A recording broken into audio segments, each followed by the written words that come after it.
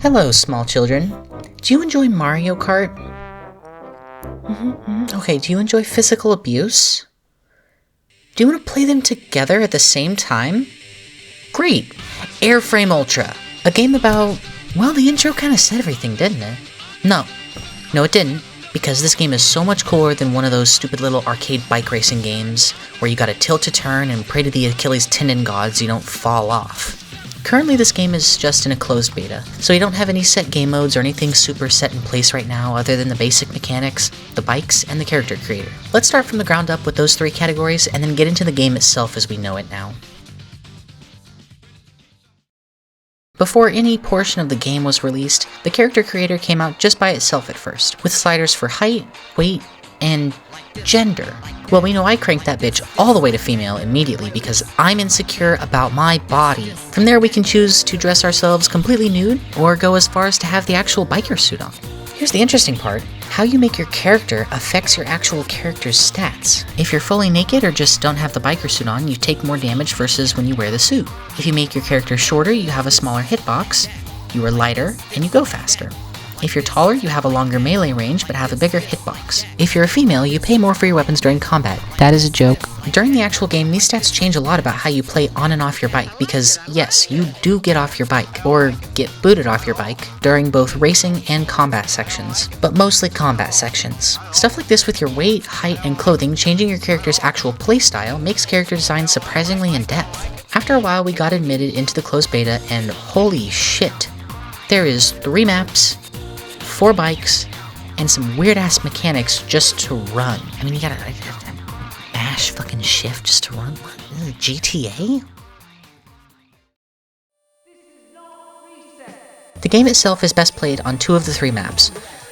2 of the maps are actual race maps, and the third one is just a sandbox, really.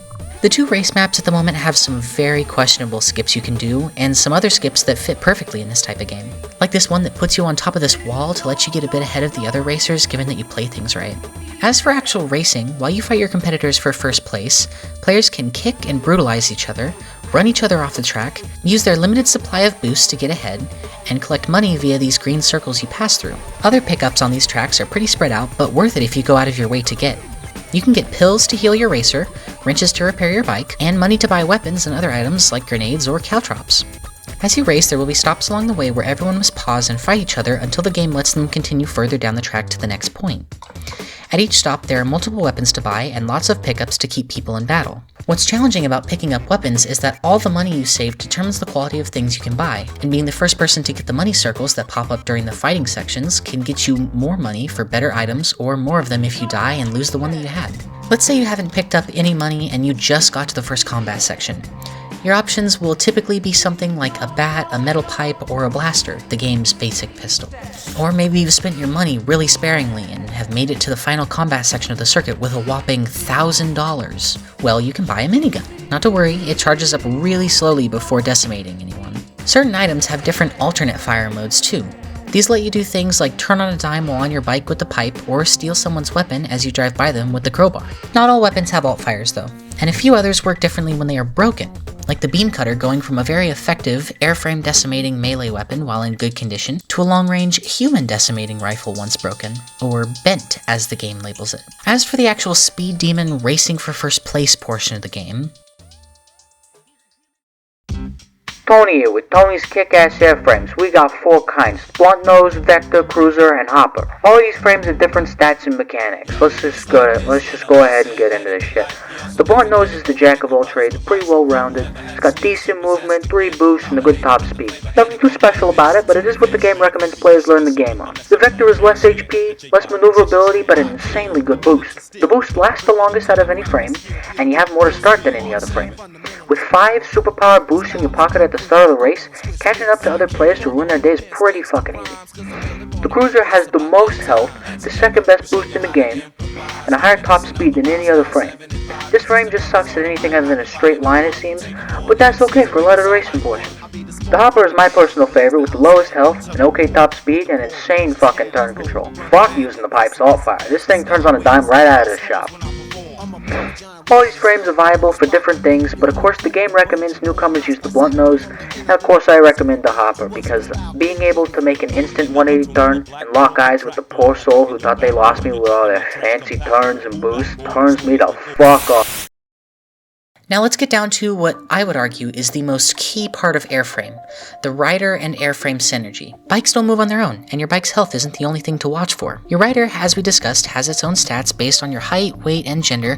Again, that is a joke, please do not hurt me. Your rider also has their own health bar, which you have to watch out for on top of your frames, and the stats that you choose determine the weapons you want to have during combat sections, and the kind of bike you want to have to go with them. To explain a little bit more in depth about rider and frame interactions, your character can kick both on and off the bike.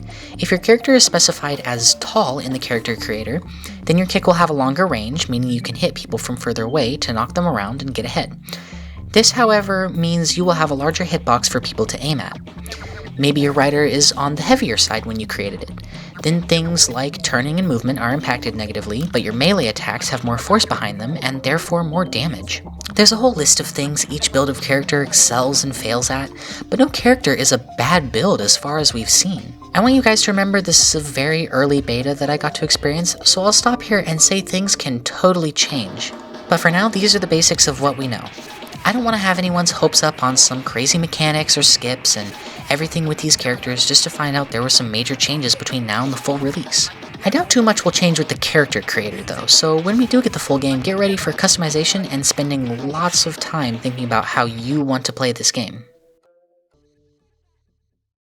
Airframe Ultra has a lot more than just hope or potential. It has some insane support behind it, which I've been closely involved in. This game looks like it's going to be fantastic when it fully releases. We haven't even gotten to see things like different game modes or more tracks. If there's another closed beta, I'm 100% participating in it, and you all should seriously join their Discord if you want to keep up on the game. The community is great, and through this beta testing time we had has made some insane discoveries and realized and perfected a ton of new tech in this game. None have done more work, however, than my best friend Thingamagic. They introduced me to this game a while before the beta happened, got me signed up for it, and have been a key part of the team of super dedicated bug finders and reporters who even went as far as to write a guide on the different techs, skips, and the really insane shortcuts just so everyone can read and learn about them, and so the devs can fix some of the skips that should really be cut from the game. I want to see this game get big. I want to see the devs perfect this, and I want a lot of people to have fun with this because I had a shit ton of fun. So please, please, please go find a way to keep up on Airframe Ultra's progress and development if this looks like a kind of game for you. It's going to be so worth it, and I can't wait to make another video on this game in the future once it's fully released. Bye everyone, thank you for watching and supporting me, love you guys, and take care of yourselves. Bye bye.